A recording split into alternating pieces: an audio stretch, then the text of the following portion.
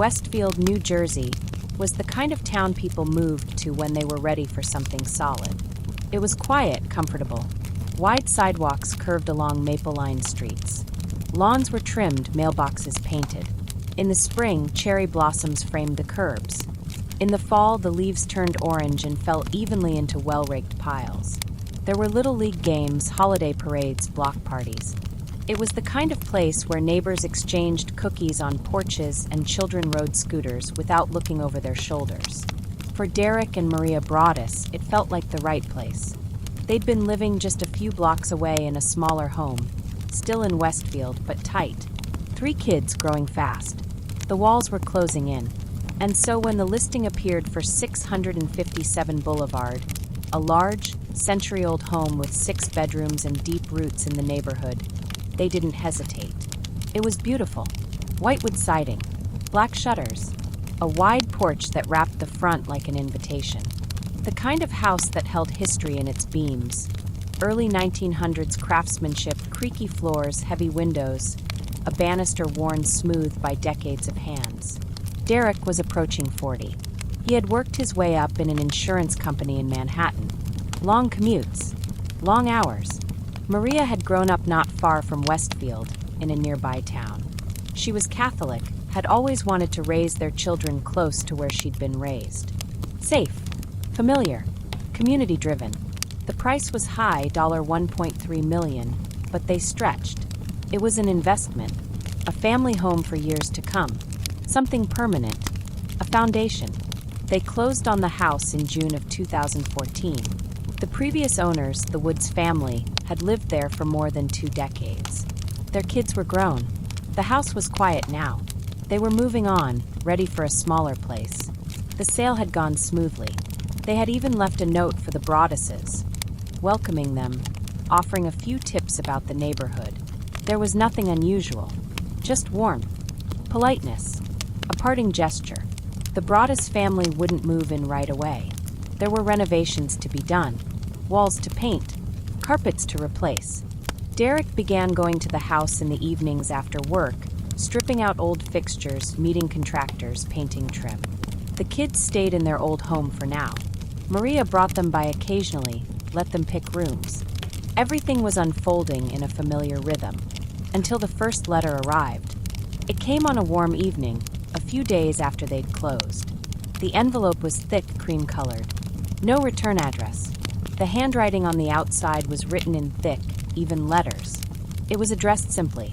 The new owner, 657 Boulevard, Westfield, New Jersey. Derek noticed it when he checked the mailbox after work. Just a single envelope sitting by itself. It felt deliberate, but not threatening. Not yet. He opened it standing in the hallway, 1 foot on the tile, 1 on the hardwood. The letter inside was typed. Not printed from a computer, but typed, either on a typewriter or to appear that way. The tone was strange, familiar and unsettling at once. The letter began with a welcome. Dearest new neighbor at 657 Boulevard, allow me to welcome you to the neighborhood. How did you end up here? Did 657 call to you with its force within? Derek kept reading. 657 Boulevard has been the subject of my family for decades now, and as it approaches its 110th birthday, I have been put in charge of watching and waiting for its second coming. My grandfather watched the house in the 1920s, and my father watched in the 1960s. It is now my time. There was no name, no contact information, just a growing sense of unease. And then it shifted. Have you found all of the secrets it holds yet? Will the young blood play in the basement? Derek froze. The letter mentioned his children. I have seen them.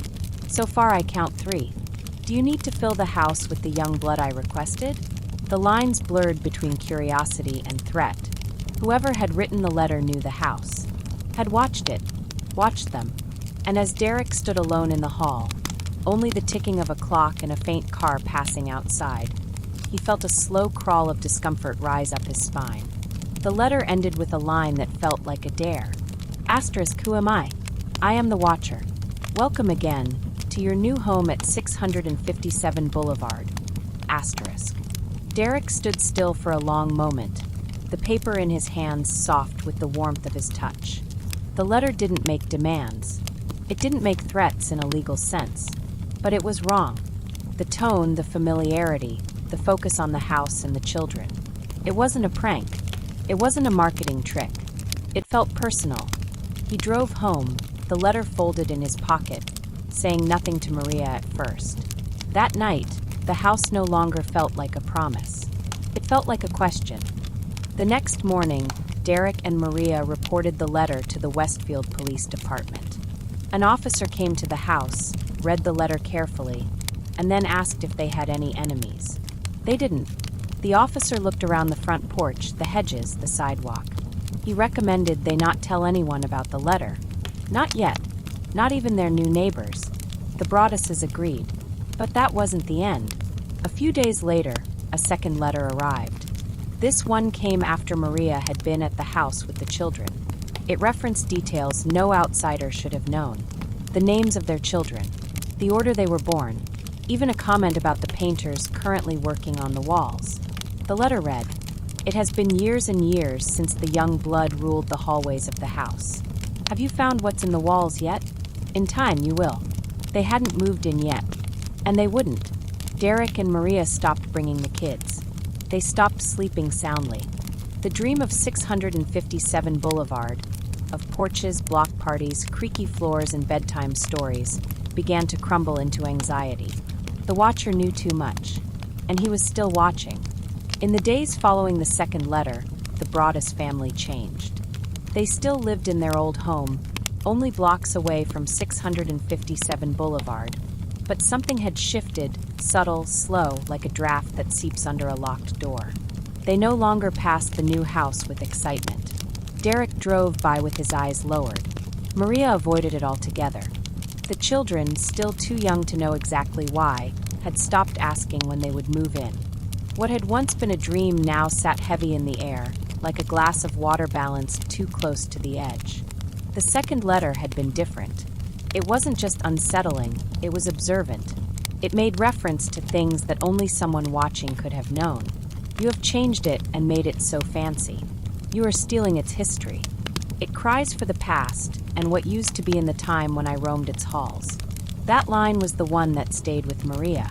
She remembered it clearly, word for word, each sentence like a slow drip of water behind the walls. She had always loved old homes, loved their weight, their character. She had wanted her children to grow up in a place with history. But now that history felt less like charm and more like something that was still breathing, watching, resenting. She found herself double-checking the locks. Derek installed a security system. Then cameras. Then motion detectors. They changed the lighting on the porch. They added blinds where there hadn't been any. He sat in his car across the street at night, engine off, watching the house he had purchased but no longer trusted. They still hadn't moved in. The renovations were mostly finished, but the house didn't feel ready. Not anymore. The police had assigned a detective. A few interviews were conducted, and the letters were collected as evidence. But no fingerprints had been found. No cameras had caught anyone near the mailbox. And the local post office said there was nothing unusual about the delivery. Whoever the watcher was, they weren't rushing. There was no escalation, no demands for money, no violence. Just watching. Descriptions of the house. Speculations about the family. Lines like riddles waiting to be solved. I watch and wait for the day the young blood will be mine again. The neighbors didn't know. The Broadduses had followed the officer's advice and kept quiet. But Maria had started to study them, casually at first. A couple on one side were older, quiet, reclusive. Retired. The family across the street had teenage children. Down the block, there was a man who often sat on his porch, sipping coffee and staring out across the lawn. Everyone seemed normal. But now, normal was no longer trustworthy. Normal could be a mask. She began walking past the house during the day, pushing a stroller, pretending to be casual. She watched windows, looked for movement, watched for curtains that twitched or shadows that held too long. Derek made notes on a pad. License plates, trash bins, schedule patterns. Neither of them had ever been paranoid people. But now they couldn't afford not to be. The third letter came in late July. It arrived like the others, no return address, thick envelope, neat block letters. This one was shorter, sharper. Where have you gone to? 657 misses you. It has been lonely. It needs someone to fill it again. I ache to watch again. I ache to know what rooms you sleep in. I ache to see who will be in the upstairs bedroom, the one facing the street. That was always my favorite room. Maria folded the letter slowly, her hands cold. The upstairs bedroom facing the street was the one she had picked out for their daughter. That night, she slept beside Derek with the hallway light on. Neither of them spoke for a long time. There was nothing left to say that hadn't already been whispered or written down. The watcher wasn't threatening them in the conventional sense. But they weren't trying to stay hidden either. Their presence was intentional, measured. It was like being watched by something that had all the time in the world. Eventually, the Broadduses told a few people. They reached out to the Woods family, the previous owners, asking if anything like this had happened to them. The Woods said no, but then, hesitantly, added that they had received one strange letter just before moving out. It had arrived a few days before the closing. They hadn't thought much of it. The letter had mentioned the house being watched. But there were no threats. They never received another. Maria asked if they had shared any information with others about the family buying the home. The Woods said they hadn't. Just normal conversations. No strangers. No warning signs. Still, Maria felt it. Someone knew the layout of the house. The routines. The paint colors, the children, the renovations. Someone had been watching for a long time. That summer, the Broadduses stopped bringing the kids by completely. They debated what to do. Sell the house. But they couldn't, they hadn't even moved in. Listing it now would raise questions. And if they told potential buyers about the letters, would anyone want it? They consulted lawyers, real estate professionals, friends. Everyone offered a different version of the same truth. There was no roadmap for this. Legally, there was no threat to prosecute, no criminal charge to press, no suspect to arrest. And yet, how do you live in a house that's already occupied, not by people but by presence? They considered moving in anyway, just to reclaim control. But every time they came close to trying, another letter would arrive, and each one made it harder. One evening, near the end of summer, Derek sat in his car outside the house, engine off, radio silent.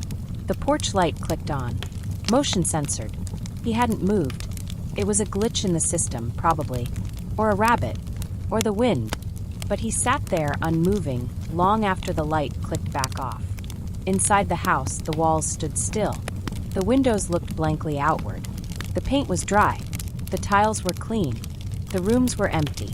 But the feeling that had crept in after that first letter had never left. It wasn't just fear. It was the violation of a promise.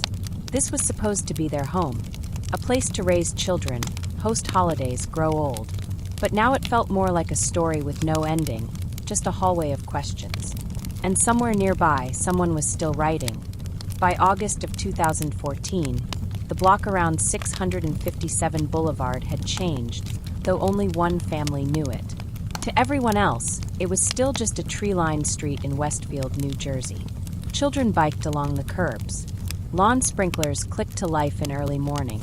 Delivery trucks came and went. But for the Broaddus family, the calm was a mask.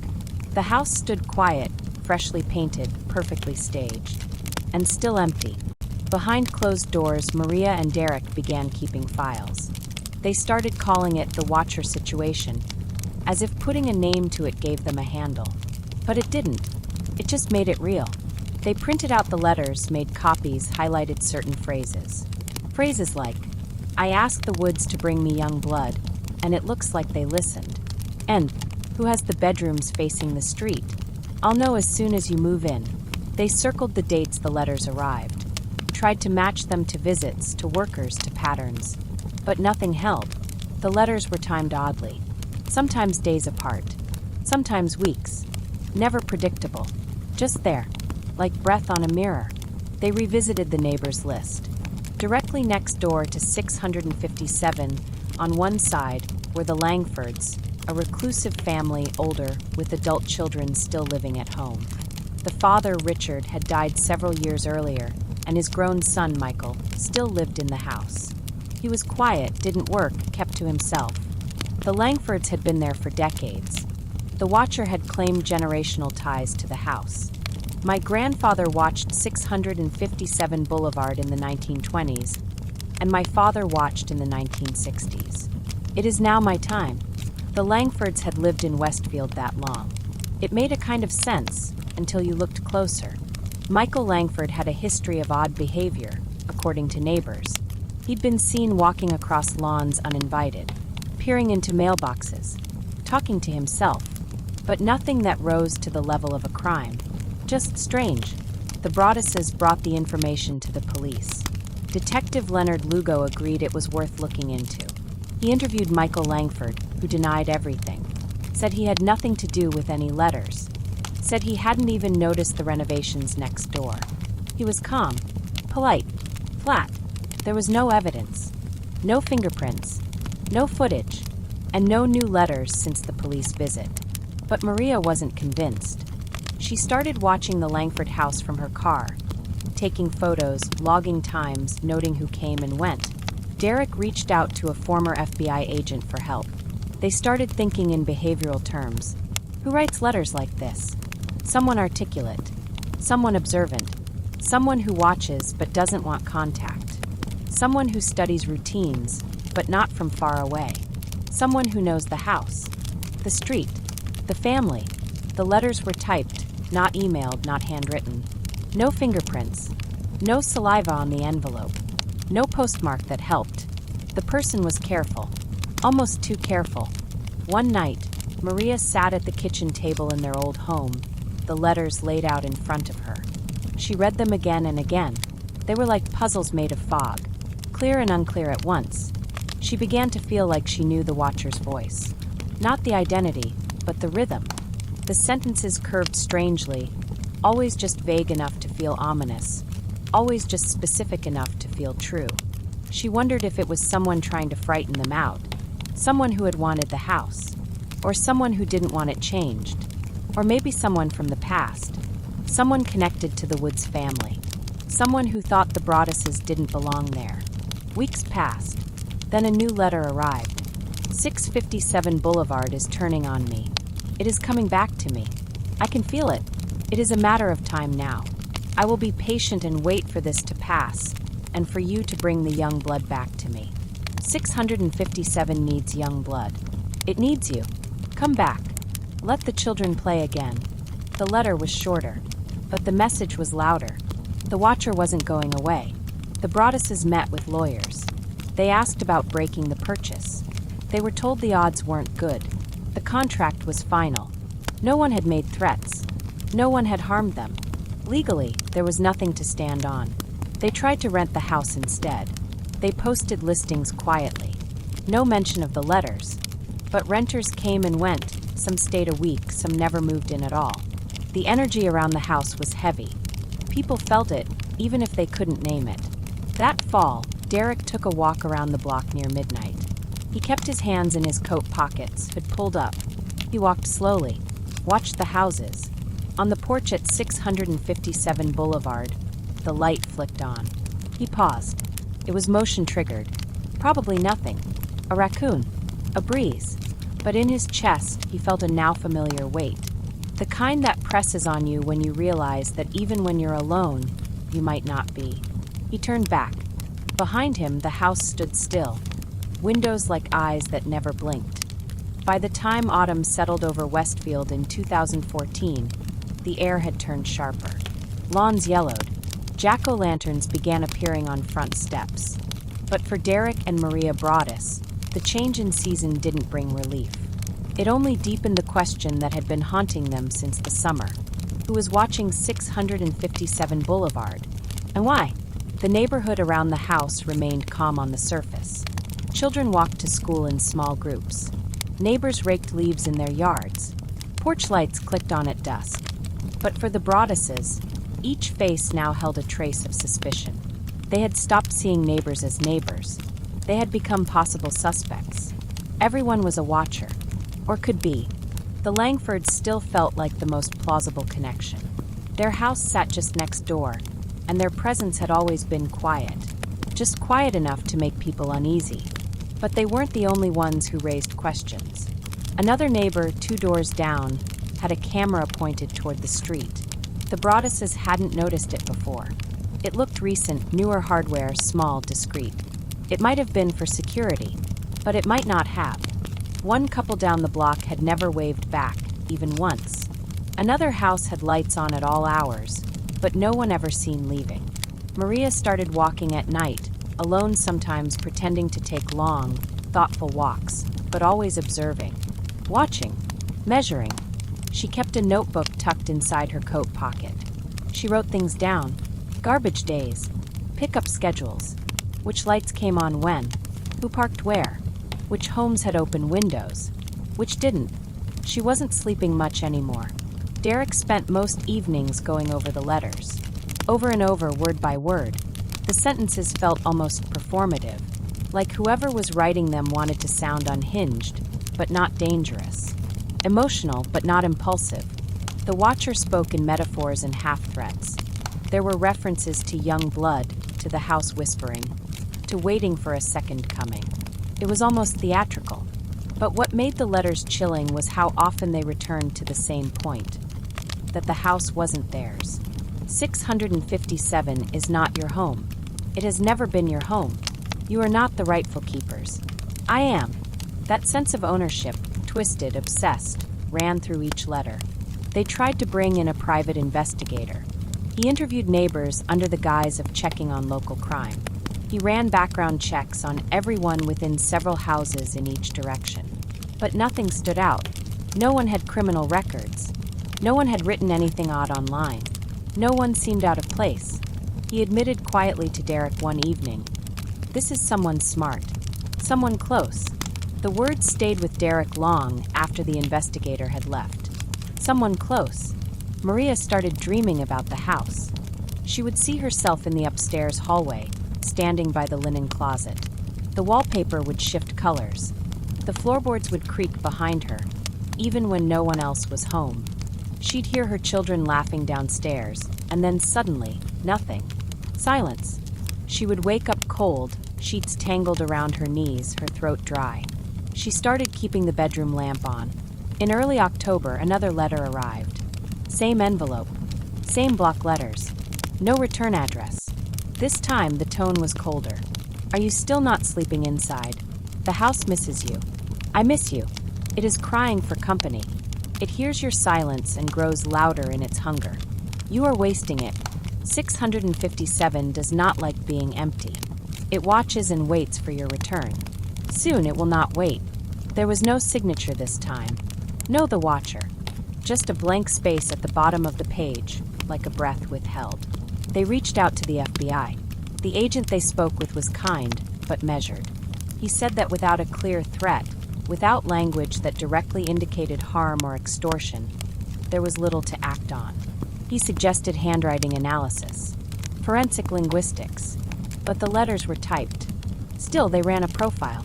Whoever was writing the letters, the agent said, was likely older. The language suggested someone with time, someone who wasn't rushing, someone who felt deeply connected to the house, maybe obsessively so. The references to family, history, legacy, they were clues, but also red herrings. The most unsettling part, he said, was the consistency. This person was disciplined, controlled, dangerous? Maybe, maybe not, but absolutely persistent. By Halloween, Maria didn't let the kids walk past 657. They went trick-or-treating one street over, costumes layered under coats. As they walked, Derek scanned the houses on the boulevard. He watched for someone watching them, someone standing too still at a window, someone who lingered a second too long on their porch. Nothing, just darkness and pumpkins, just a cold wind moving through the leaves. A week later, another letter. The house is growing impatient. You can hear it if you listen close enough. I do. The days moved forward, but nothing in Derek and Maria's life resembled progress. They had stopped counting how many weeks had passed since the first letter. The calendar still hung on the wall, but neither of them marked it anymore. Time had become abstract. a foggy stretch of hours filled with meetings, consultations, and pauses at green lights, wondering how they ended up here. 657 Boulevard stood there every morning, waiting. The porch didn't sag, the shutters didn't shift, but something in the house felt less patient. Maria felt it each time she walked past. It wasn't fear anymore, not exactly. It was something closer to tension, not the kind that comes from danger, but the kind that sits just beneath the surface of everything. The kind that tightens your chest when a phone rings at the wrong time. The kind that keeps you from breathing fully. They kept it together in front of the kids. The children didn't know the details, only that they couldn't move in yet. When they asked why, Maria always smiled a little too long before answering. She told them there were repairs. There was mold, something with the insulation. Always something. Derek had started talking to the house. Not in dramatic ways, just under his breath in passing, when he pulled into the driveway and the motion light flicked on. When he reached into the mailbox and felt the absence of a letter and wondered if that was better or worse than finding one. He'd mutter a word or two. Sometimes he said nothing. Sometimes he swore. There were no new letters for a while. That silence felt suspicious. Derek began parking farther down the block, just to watch. He stayed in the car until late, sipping slowly from a coffee he didn't want, letting the hours dissolve. Every car that passed was a maybe. Every flicker of light inside the nearby houses felt like a question. The Langford place was dark more often now. Windows closed, curtains still. That didn't make him feel better. Inside 657, the air was stale. The renovations were mostly done, clean floors, fresh paint, walls patched and sealed. But the house didn't feel ready. The emptiness wasn't peaceful. It was loud, the kind of quiet that made your ears ring. Maria said she didn't like walking through it alone anymore. Not because anything happened, just because it felt like something might. They had started hearing noises, though. Not banging, not movement, just sounds. Soft taps. A creak upstairs when no one was there. The kind of shift would make in old houses. But it didn't feel like old house sounds. It felt like presence, like breath on the back of your neck when the room is warm and still. The police had stopped calling. There was nothing new. The letters weren't traceable. There were no prints, no DNA. The watcher never emailed, never texted. Just paper, just envelopes. Always the same. The investigators had done what they could, and now they said the same thing over and over. We'll let you know if anything comes up. The FBI's profiler had followed up once more, weeks earlier, only to repeat what they'd said before. It's someone close, someone thoughtful, someone not likely to stop. Derek asked him what not likely to stop meant. The agent was quiet for a long moment. It means they're enjoying it. That sentence stayed with him. At night, when Maria lay beside him in their old bedroom, Derek stared at the ceiling. He'd think about the things the letters didn't say. They had never mentioned harm, never described a weapon, but there was always that quiet implication, the pressure of being watched. The writer didn't need to threaten. The threat was the gaze itself. It was the implication that someone out there had more control over the house than the people who owned it. It was the implication that the house had chosen sides. Derek sometimes dreamed of being inside the house, only to find that the walls had changed while he was asleep. The upstairs hallway would be longer, or the closet would open to a staircase that hadn't been there before. In one dream, the living room was filled with water. Still, clear water, stretching wall to wall, with the furniture hovering just beneath the surface. He woke up without understanding why he was shaking. Maria had her own version of the tension. She'd started watching herself in mirrors, not out of vanity, but to check if anything had shifted. Her expression, her posture. She said one afternoon, almost quietly, that she didn't feel like herself in that neighborhood anymore. That something had changed in her voice. That she'd begun to speak more softly, as if someone was always on the other side of the wall. They'd spent money on lawyers, on the investigator, on security, but the house was still empty. Eventually, they tried again to rent it. They found a couple who agreed cautiously. Young, no children. They signed a short lease. Maria didn't tell them about the letters. She couldn't bring herself to say the words out loud. Instead, She handed over the keys like they were harmless. The renters moved in quietly. Weeks passed. Then another letter came. This one was different. The envelope was thinner. The page folded unevenly. But the voice was the same. To the people who live in my house. You are not the Broadduses. I see the difference. I see that you don't belong. But the house tolerates you. For now. There was a strange formality to it. A tone that read more like a landlord reminding tenants of a lease clause than someone stalking strangers. Do not bring children. Do not change things. The walls remember everything. Maria folded the letter and slid it into a folder. They met with another lawyer the following day. The question now was whether they were legally obligated to disclose the letters to future buyers. The attorney wasn't certain. The state had rules about disclosing latent defects, things wrong with a house that aren't visible. But what was this? A letter? A feeling? A curse? They couldn't sell it. Not yet. They couldn't live in it. Not ever. And so it stayed. Standing there, white shutters closed, windows clean, porch empty. A house that looked perfect to everyone who passed by. But the Broadduses now understood. A house wasn't just walls. It was history. It was memory. And some houses remembered more than they should. The house sat in silence, and so did Derek. He stopped driving by as often. Not because he wasn't still consumed by it, but because each time he passed the place, it took longer to come back to himself. He would sit in his car at the intersection, pretending to check his phone, watching the house from the corner of his eye. He would wait for the porch light to flicker on, or for the blinds to twitch ever so slightly. But nothing moved. There was no silhouette in the window, no figure slipping past the hedges. Just the quiet shell of a home that had somehow grown heavier with each passing day. Derek no longer trusted his own impulses.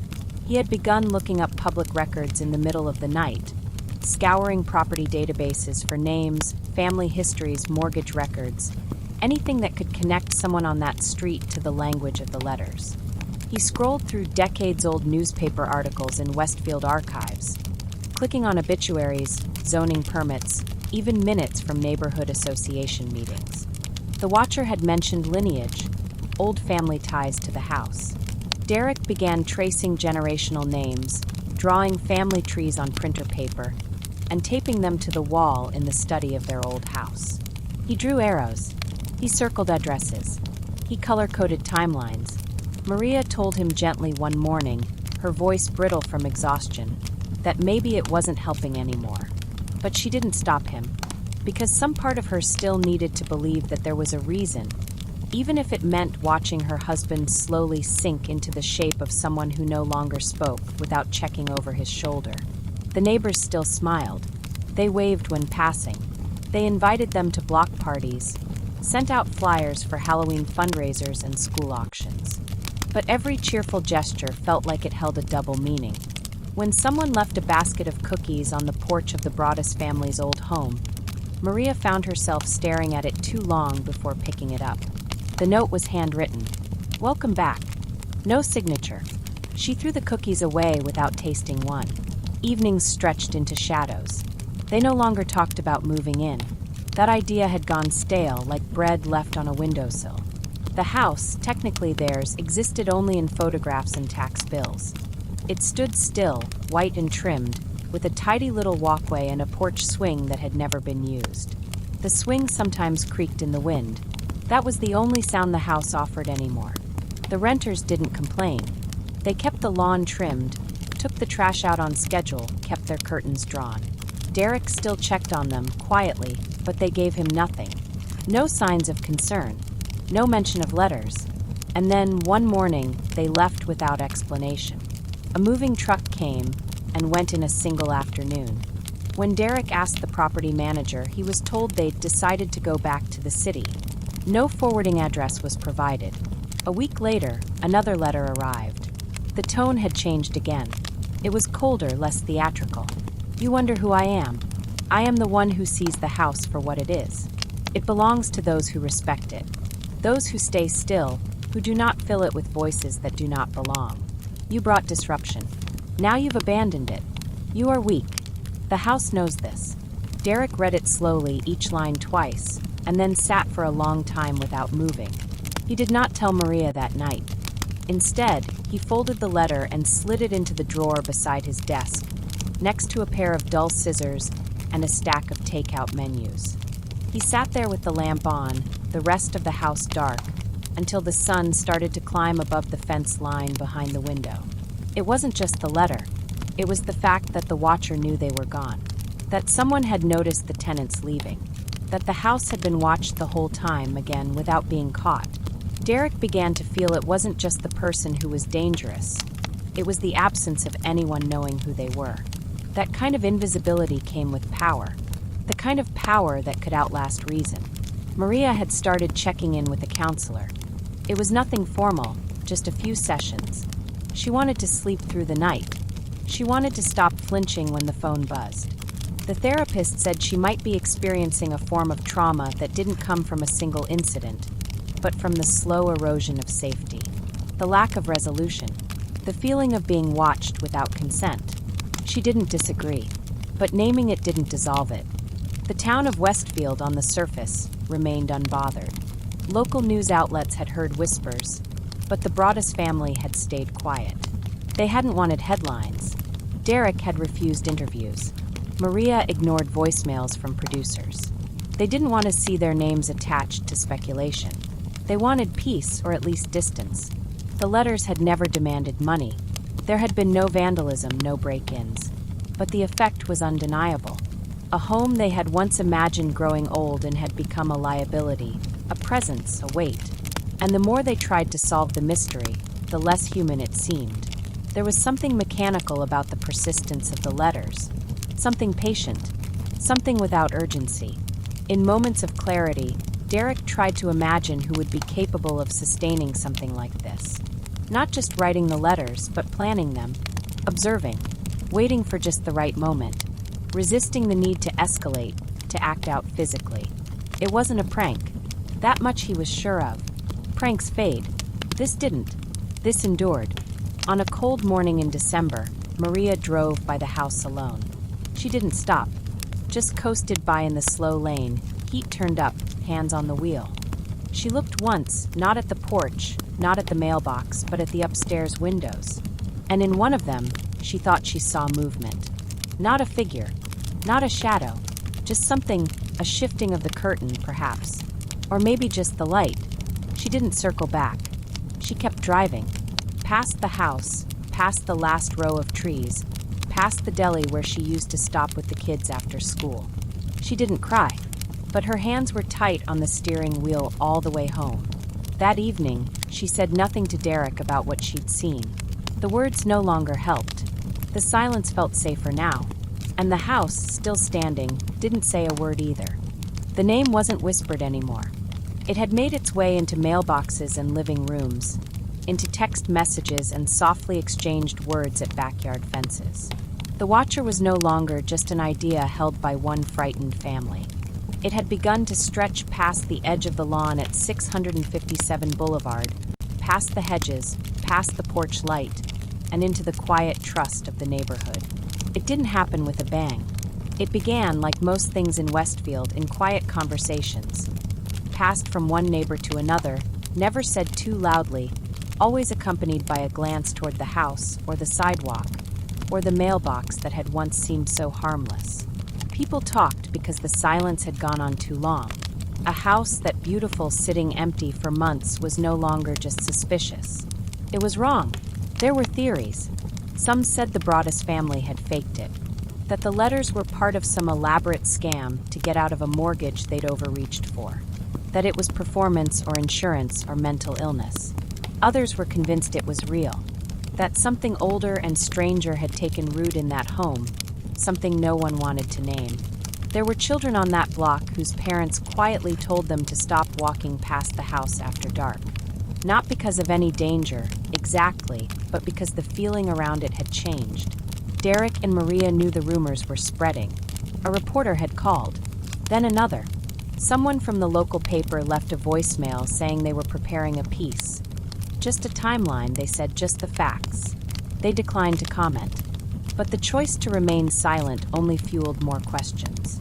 And once the story went public, it moved fast. The article ran in the summer of 2015, just over a year since the first letter arrived. The headline was measured. Westfield family terrorized by mysterious letters from the Watcher. It wasn't dramatic. It didn't need to be. The story told itself. A family buys their dream home. They begin to renovate. Letters start appearing. The letters are filled with unsettling details, knowledge of the house, of the children, of the routines. The family never moves in. The writer calls themselves the Watcher. The police have no leads. The case remains open. There were quotes from officials. Vague ones.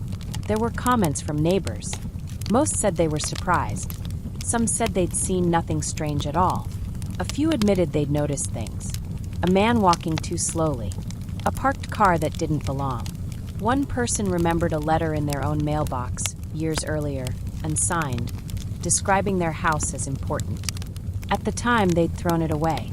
After the article, the phone didn't stop ringing. Reporters, producers, podcasters, curious readers, they all wanted access, footage, a statement, a quote. Derek and Maria didn't speak to any of them. They stayed inside. They drew the curtains. They stopped answering unknown numbers. But silence has a way of creating its own noise. Online, forums lit up with speculation. People dissected the letters line by line. They cross-referenced language patterns. They tried to identify similar cases in other towns. Some readers said the letters reminded them of religious prophecy. Others saw signs of literary references. A few said the Watcher sounded like someone grieving, a former owner, maybe, or someone who had been pushed out. And then came the media coverage. National news picked it up. The Watcher became a phrase, a brand, a story to fill 10-minute segments between weightier headlines.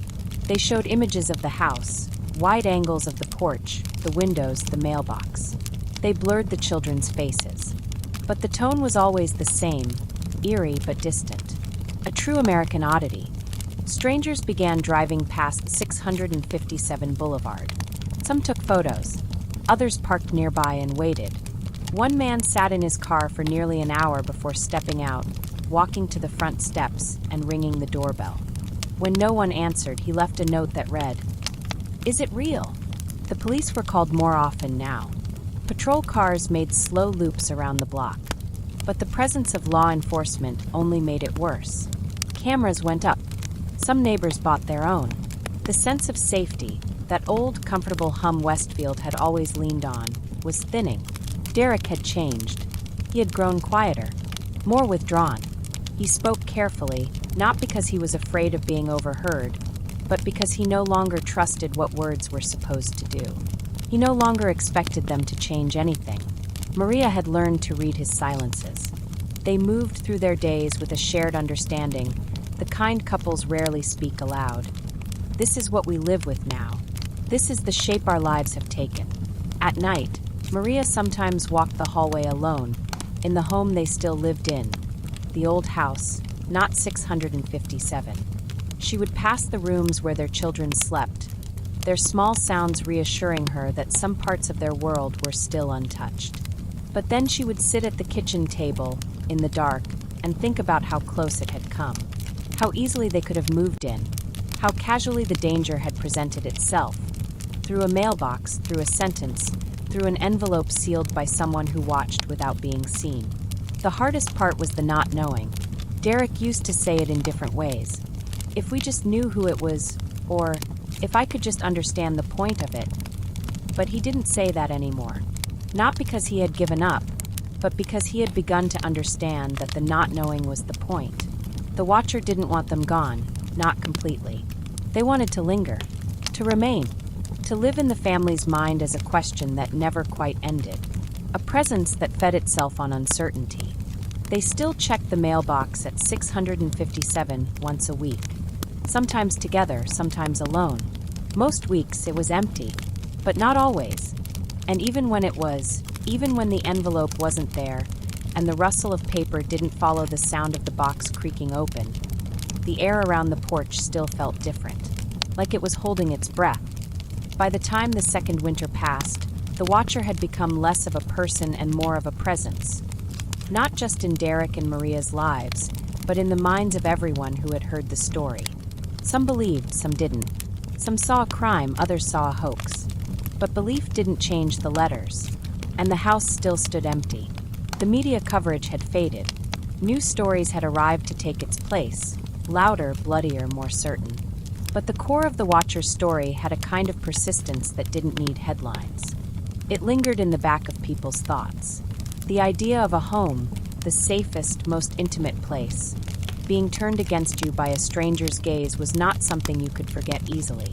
It stuck, especially for anyone who'd ever lived in a quiet suburb and assumed silence meant safety. Derek and Maria had tried to regain some normalcy. They took the children on a short vacation, spent a few weekends away from Westfield.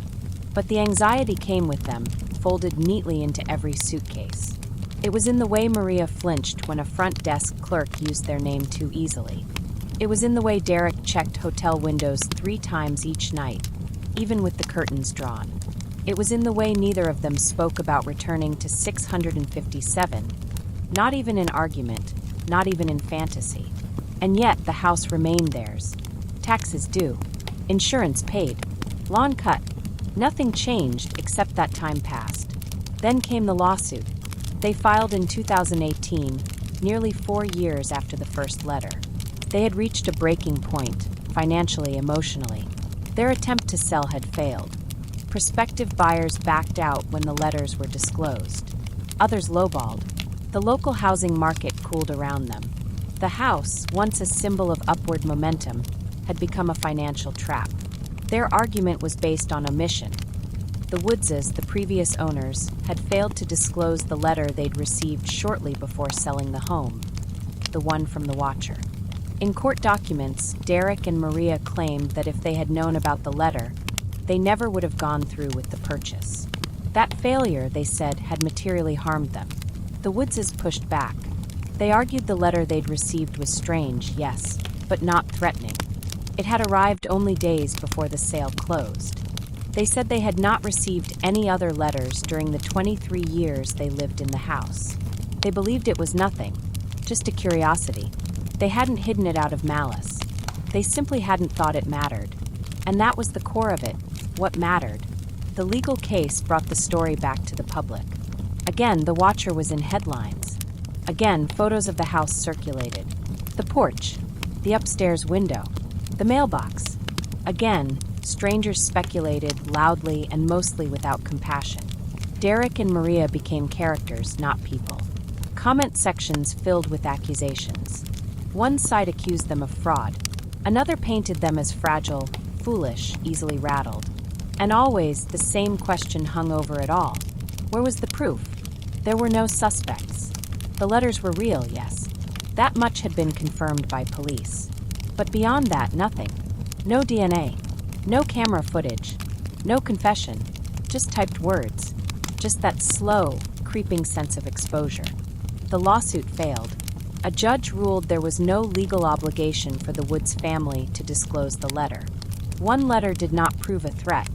One letter did not meet the threshold of psychological harm or fraud. The court acknowledged the strangeness of the case, and then closed it. But the court of public opinion stayed open. Theories evolved. Some now suspected the Broadduses themselves, not for insurance fraud, but for something simpler, attention. Others remained convinced that someone in the neighborhood was responsible, perhaps someone long gone now, or someone watching it all unfold with quiet satisfaction. Maria rarely left the house without sunglasses. Derek changed his phone number again. The children grew older. Time moved forward, but the event sat still. They received another letter that year. Not at 657, but at their current home. It wasn't as long as the previous ones. The tone had shifted once more, less florid, more pointed. There was an anger to it, a kind of insult veiled in performance. You thought you could leave. You cannot. I am still here. You try to tell stories about me, but you do not know me. You speak to lawyers, to journalists, to judges. You think you are bigger than the house, but the house knows the truth. It remembers you. I remember you. You will forget this, they say. But they are wrong. You will carry it. Always. It was signed simply, "The Watcher." Maria stood in the doorway holding it, her breath held long enough to make her dizzy. The children were at school. The house was quiet. She read it once more, folded it along the crease, and placed it in the drawer beside the first one, as if they belonged together. Derek didn't speak when she told him. He just nodded once. Then he sat down in the living room, and they both listened to the refrigerator hum behind the silence. They didn't call the police. They didn't call anyone, because what could be said that hadn't already been said? The words had done their work, not because they threatened violence, but because they had removed something that can't be replaced. The quiet assumption that what you build for your family will always be yours to keep. Somewhere along the way, the Watcher stopped being a person and became a symbol. Not because the letters had ended, they hadn't, not entirely, but because the story had been stretched, reframed, and reinterpreted by so many voices that the original feeling of it began to drift away. It was no longer just about a house, a mailbox, or a frightened family. It had become something else. By 2022, The Watcher had been adapted for screens. Netflix released a dramatized series inspired by the case. The show was built around the real events, but like all fiction, it rearranged the furniture. Characters were added. Events were embellished. The tone was sharper, darker, tailored for cliffhangers. Maria and Derek weren't named, but their echoes were there. Nervous glances, late-night whispers, the dread of not knowing what lives just outside the frame of your vision. They didn't watch the show. Not really. Derek saw the trailer. Maria read the press release. That was enough. It wasn't that they resented the attention. They had known for years that the story had moved on without them. It was more that the story, once told by others, stopped belonging to them at all. People came to Westfield now, not for the trees or the shops, but for the house. They stood at the edge of the yard, cameras out, speaking in hushed voices like they were visiting a site where something sacred or cursed had happened. Some tried to peer into windows. Others knocked, hoping someone might answer. A few even left letters of their own. Fan mail, questions, speculations. The current owners weren't amused. They had bought the house in 2019, long after the lawsuits and the media circus, and had agreed to keep their identities private. They didn't believe in the story, at least not at first. They believed in good real estate. They believed the market would rebound. They had dismissed the tale as overblown. One of those suburban ghost stories that never held up in daylight. But that changed quickly. Visitors arrived often. At first, just the occasional couple in a rental car. Then it was tour buses, podcast hosts, amateur investigators with microphones clipped to their jackets. One man, dressed in all white, spent an hour standing at the foot of the driveway, whispering what sounded like poetry into his phone. He left a small stone on the porch before walking away. The house had become an object. Not haunted exactly, but burdened. The kind of place that collected meanings that didn't belong to it. A symbol for something deeper. Maybe for paranoia. Maybe for privacy. Maybe for the fear that safety is just a story people tell each other to sleep at night. Derek understood that now. He no longer checked the mailbox at 657. He no longer kept folders of printed letters. They were in a box somewhere, in storage. Sometimes he'd think of one line from the earliest letter. Not one of the threats, but something more mundane. 657 Boulevard has been the subject of my family for decades. That line had seemed poetic at first, then obsessive. Now it sounded like prophecy. Because whether or not the Watcher was real, whether or not it had been one person or many, or something more complicated, the house had indeed become the subject of obsession. Not just for the person who wrote the letters, but for everyone else who had looked too long at the story and started to feel that familiar tug. The desire to understand what cannot be proven, to name what refuses to be seen. Even the police had quietly distanced themselves from the case. It remained unsolved, technically open, but no one expected an answer anymore. No new forensic evidence had ever surfaced. No surveillance footage had caught anyone mailing the letters. The most concrete profile, constructed by FBI behavioral analysts, suggested someone older, intelligent, possibly female, possibly male, deeply attached to the house in a way that defied logic. It wasn't enough. There was no trial, no charges, no confrontation, only a paper trail and a long, blank space where closure was supposed to live. Maria still avoided the street, not just because of what had happened, but because of what the house had become. The last time she passed it, she was in the passenger seat, her eyes caught on something she couldn't name. The siding had been repainted, the shutters replaced, the porch lights updated, but it still felt the same, still looked like a mouth held tightly shut. She didn't look long, just enough to feel it. The house had outlasted the family who bought it. It had outlasted the police. It had outlasted the media cycles. And now it had outlasted the silence too. Because silence eventually becomes something louder. Time passed in small, invisible ways. A coat of paint here, a new curtain in the window, a different car in the driveway. From the street, 657 Boulevard began to look like any other house again. That was the most unsettling part. There was no sign of what had happened. No scars. No warnings. Nothing to tell a stranger that something once lived there. Not in the walls, not in the pipes, but in the space between the mailbox and the mind. The Broaddus family moved on, at least on paper. They sold the house in 2019 at a loss. Not catastrophic, but enough to mark the ending with a bruise. The buyers were anonymous, and the listing had been handled quietly. Derek and Maria didn't linger. They signed the final papers, handed over the keys, and didn't return to see the lights turned on by someone else. There were no more letters for them after that. No envelope waiting at their new mailbox. No updates from the police. No resolution.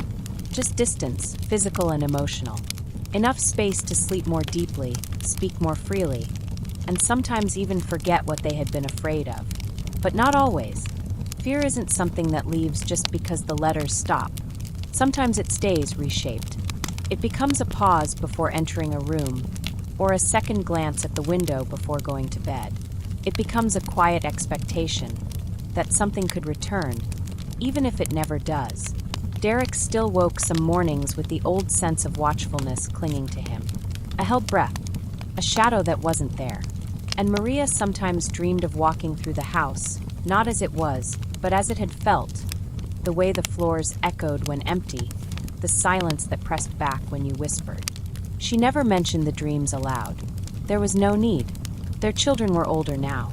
They asked questions occasionally. Not often, just enough to show they remembered, even if the shape of it had blurred with time. Maria answered gently. Derek sometimes left the room. They were careful not to plant fear in their kids, but they didn't lie either. They said there had been letters. They said they didn't know who sent them. They said the house didn't want them, and that was okay. Some places belong to their own histories. Outside of Westfield, the story had drifted into cultural myth. People still came to the town. Tourists took photos from their car windows. A few knocked on the door of 657, hoping for something. Most were disappointed to find it was just a house. No strange lights. No eerie music. No whispers behind the walls. Because the truth was quieter than that. The truth was a family undone by a slow, precise intrusion.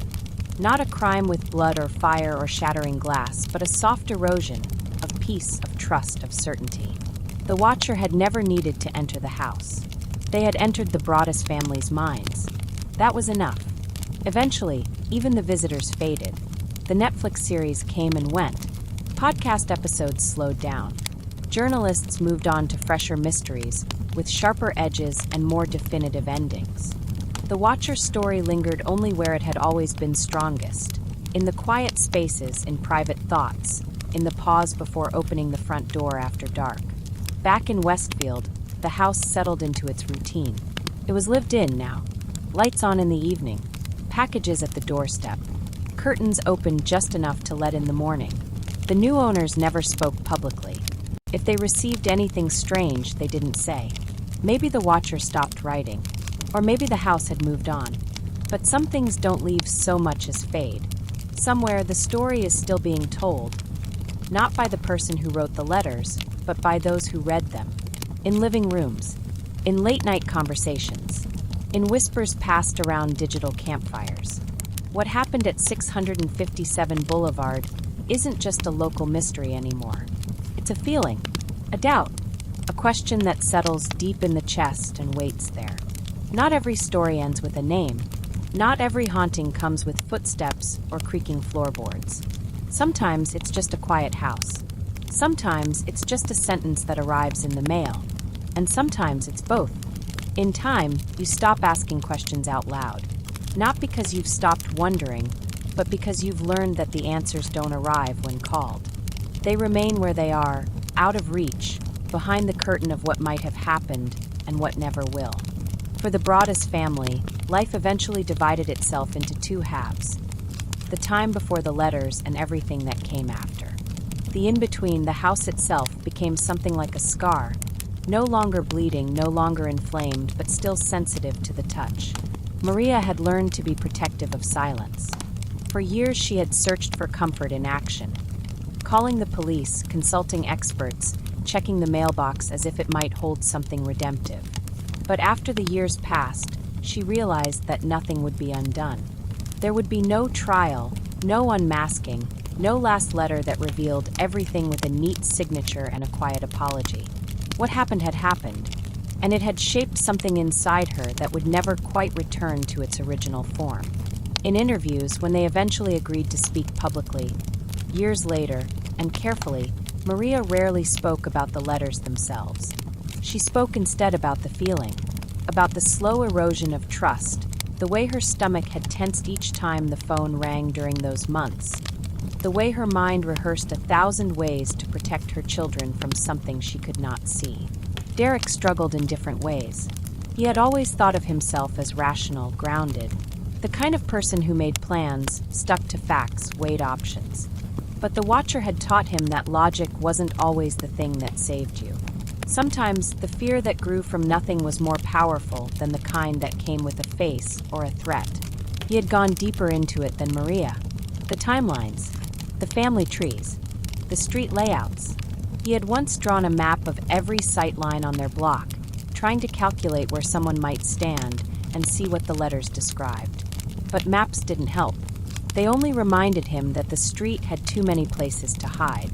Eventually, he stopped talking about it, not because he had found peace, but because there was nowhere else for the words to go. They had all been said, all written, all thought through, and the questions remained where they had always been, in the quiet space after the mailbox opened, in the echo of a hallway never filled with furniture, in the flicker of a porch light triggered by nothing. The children had grown into the story slowly. At first, it was a shadow, something their parents didn't explain, a feeling in the air. Then it became a name, the Watcher, spoken with hesitation and filtered through parental edits. By the time they were old enough to ask their own questions, the story had already taken shape in the public. It was no longer a family's secret. It was a case, a series, a chapter in a larger book of strange American places. And so the children learned something early that most people don't. That not all stories have endings, and not all fears have reasons. They didn't grow up afraid. Maria and Derek had made sure of that. They were raised with care, with therapy, with truth told slowly and in age-appropriate pieces. But still, there was something that lingered. A cautiousness, a way of checking windows before bedtime, a way of recognizing the feeling of being watched before ever learning what that meant. Strangely, the one thing they all agreed on, quietly, without planning, was that the house itself had never truly been the danger. 657 Boulevard wasn't cursed. It wasn't haunted. It was just a house. Wood, plaster, paint, shingles. It was the idea of ownership, the illusion of privacy, that had shattered. What frightened them wasn't a spirit or a crime. It was the realization that someone could slip past all their locks and walls, not with force, but with words. That a stranger could know their children's names, their routines, their paint colors, and offer nothing but awareness in return. And that was the most terrifying thing of all. That someone didn't want to hurt them. Just watch them. Just claim the right to observe without permission. Derek sometimes wondered if the Watcher had stopped because they had moved on, or if the Watcher had never needed them to stay. If simply having lived in the house, even for a short time, was enough to keep the story alive. Enough to feed whatever hunger had been there all along. They never found out who it was. There were theories that remained, of course. Someone on the block. Someone from years past. A frustrated buyer. A bored local. But none of the theories held with enough weight to feel like closure. The police never charged anyone. The FBI stopped calling. The trail went quiet, and the space filled instead with interpretation, speculation, stories told and retold until no one could separate the real from the reflection. And so the Broaddus family did what many do when the truth will not come. They lived around it. They built a new life, not just elsewhere, but inward. They found new rhythms, new rooms, new mornings that weren't tied to a street name or a mailbox or a silence that pressed against the walls. They learned what most people eventually do, in one way or another, that you do not get to choose every part of your story, but you do get to choose how much space you allow it to take. Some nights, Maria still dreamt of the house, but in the dreams now it was quieter, empty. The rooms were lit with soft afternoon light. The porch swing moved in the breeze, but no one sat on it. The mailbox was closed, and in those dreams she never opened it. She just walked away. Stories don't always end where they're supposed to. Sometimes they trail off unfinished. Other times, they keep echoing even after everyone has gone home. For Derek and Maria Broaddus, the story of 657 Boulevard never had a last page. There was no curtain call, no final letter marked goodbye. No one standing in a courtroom saying, "Yes, it was me all along." Instead, the story folded into the quiet space that so many real stories end up in. The place where memory and myth begin to overlap. The house itself remains. 657 still sits on its shaded lot in Westfield, New Jersey. It's been sold, remodeled, lived in again. From the sidewalk, it looks like any other beautiful home in any other safe, quiet suburb. The lawn is clean. The windows reflect the sky. The porch light turns on at dusk. No sign on the grass. No plaque. Nothing to suggest that the people who once tried to make a life there walked away with more questions than answers. For most of the world, the Watcher's story lives on in articles, in dramatizations, in retellings that vary in tone and detail. It has been labeled a mystery, a haunting, a case study in paranoia. It has been analyzed, joked about, doubted, believed. But the family at the center of it, the people who once stood on that porch with keys in their hands and children waiting in the car, know a version that the public never fully received. Their version doesn't focus on the identity of the letter writer. It focuses on something quieter. It focuses on what it felt like to lose trust in the shape of a neighborhood. To watch a dream become something uninhabitable. To wake up in the morning and know that somewhere, someone might be waiting, not to hurt you, not to rob you, but to simply remind you that you are not alone. That you are never alone. Not when you think. Not when you sleep. Not when you tuck your children into bed and turn the hallway light off. And that was the Watcher's power. Not a weapon. Not a crime. Just the erosion of peace. Slow, steady, unseen. In the years that followed, the Broadduses learned to stop waiting for closure. They learned that some questions don't need answers to lose their sharpness. That fear, like grief, doesn't always disappear. It just changes shape. You live alongside it. You grow around it. They went back to work. The kids grew up. Their names no longer trailed behind them in whispers. New houses brought new hallways, new porches, new seasons. But the past didn't vanish. It stayed where it always had, not in the letters or in the police files, but in memory. Not even painful, just permanent. Sometimes, when Derek thought back to those early days, to the first time he opened the mailbox and held the cream-colored envelope in his hand, he remembered how ordinary it had felt, how he hadn't known in that moment that the ground beneath them was about to shift, that a sentence typed in anonymity could carry the weight of years. And Maria, on quieter days, sometimes walked by a row of mailboxes on another street, in another town, and found herself slowing down, not out of fear, but out of habit. The kind of instinct you don't unlearn. She didn't check them. She didn't need to, but she noticed them. The way you notice things you once feared, long after the danger is gone. Because even now, after everything, no one knows for certain who wrote the letters. No one knows if the Watcher still watches, or if they ever really existed at all, at least in the way the world imagined. But perhaps that's the final truth of the story. The Watcher wasn't just one person. It was a symbol, a reflection, a quiet reminder that even in the safest places, even behind white picket fences and drawn curtains, there are shadows that don't belong to the night. Shadows that come from the weight of being seen without consent. Shadows that ask for nothing more than to be felt. And when they are, you carry them. Just like a letter in your pocket, folded twice, unopened. Still warm from someone else's hands.